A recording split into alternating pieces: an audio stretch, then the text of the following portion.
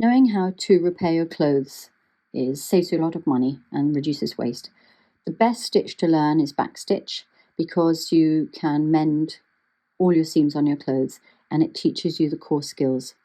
This is what we're going to do today. Cut a thread no longer than the length of your arm. If you cut it longer, it just gets knotted, makes you slower. Trim the thread. Dampen it with your fingers. And you're lining the fibres up. They're very soft, and so they need to have strength. You give them strength by making them short in your helping hand, and they're just visible. It's just visible between your finger and thumb vertically, not horizontally, not sticking out here, vertically. Have your hands on a flat surface, and you lower what is a metal object would break the fibres if it hit it.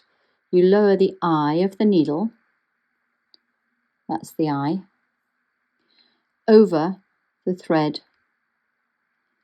There we are, and you pull it through. We're going to give you this size needle today, but I want to show you that once you've learned this, you can thread very, very small needles. So I'll chop the top off, dampen my fingers, make it nice and firm, tiny. Let's see if it'll focus. Yeah, look at that. And then you lower it over the top. There we are. Threaded needle. I'm going to demonstrate, not with this fine thread that you're using. I'm going to demonstrate with an embroidery thread because it'll make it easier for you to see in the video. So do the same thing. Hands on a flat surface, lower the needle over the thread. Take the thread, about the spare thread, this one, about halfway down, so that you've got single thread at one end, double at the other, and you're going to let that out as you go, because you only want to sew single thread. How you hold your needle is really important.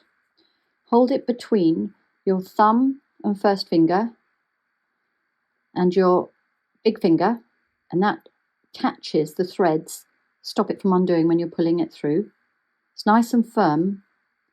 Then you put the thread between your ring finger and your little finger, and as you sew you will pull your little finger up and that will tension the stitches.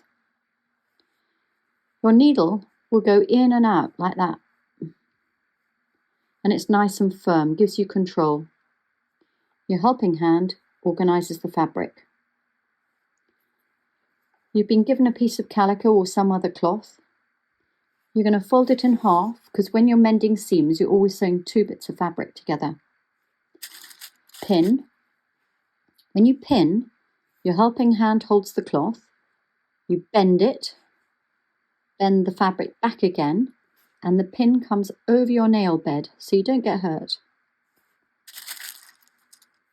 The pin is just to keep the fabrics together. There. Now, you're going to pretend that that's where the garment is still stitched, your t-shirt, your trousers or whatever. There we are, that's still the stitching line, but you've got a great big split in between. So put even dots about 3 millimeters apart from one end to the other. And if you stop, that'll be fine. You'll fill in the gaps with your own size stitches. If you've ever been taught sewing, I'm going to trim this down because it's too long. If you've ever been taught sewing, you may have been taught to knot. Please don't knot. Learn this different technique now. We teach stay stitch because it can go into any fabric.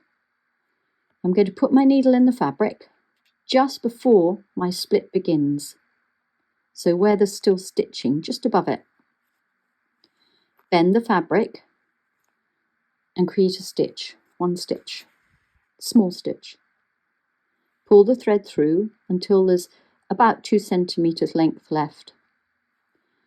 Then go in again with my needle, come out again, over the nail bed, it won't hurt you, and do one more stitch. Pull it. If it's firm, that's fine. If it's not, do one more.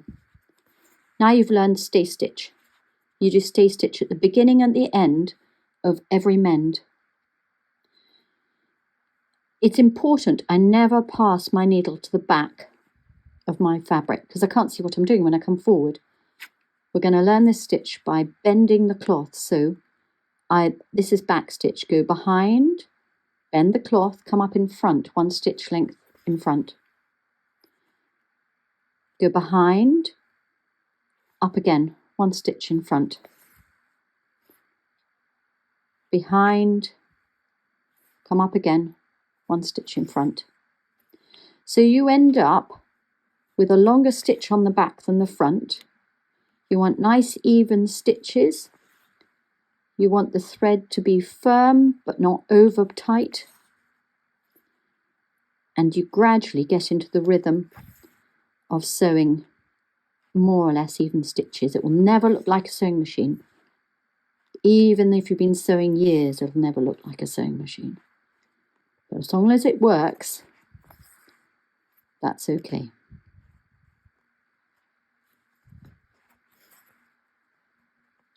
Now let your thread out as you go. Mine was about to become double, so I let it out because you don't want double stitches. When you run out of your marks that you've drawn, just use the rhythm of bending the cloth to make the right length of stitch.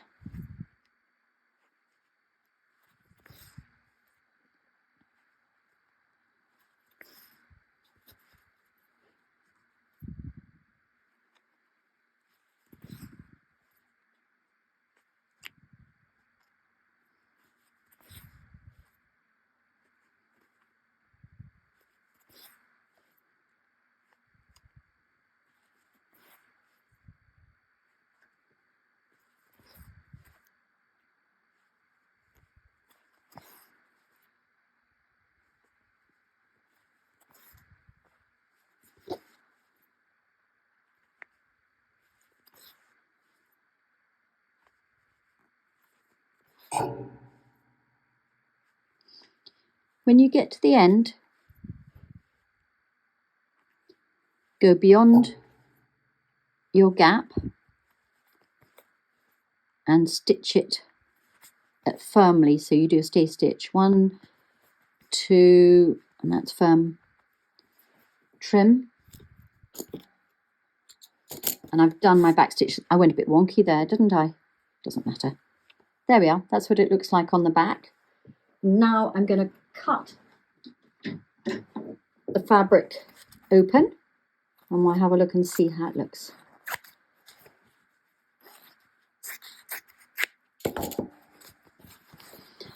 You can pull it. That's pretty stitched. Even, yeah? When you're buying garments, by the way, always check the seams. If they're nice and firm, buy it. If they're not firm, don't buy it. There we are. That's your first journey of repair.